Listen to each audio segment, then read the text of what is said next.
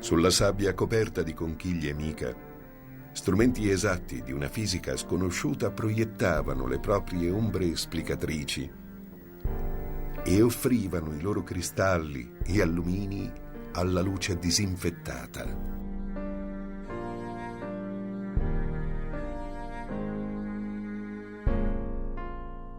Si tratta degli apparati dei paesaggi immaginari di Dalì, perfetti, geometrici, anatomicamente contrari ai putrefatti.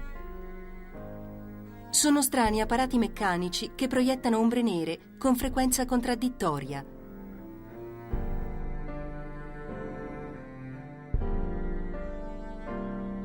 Lì spezzammo il gesso delle chiocciole fino a trovare quelle che contenevano minuscoli apparati di nichel, dolci come il miele e tenuamente febbrili della limpidezza delle loro perfezioni articolari.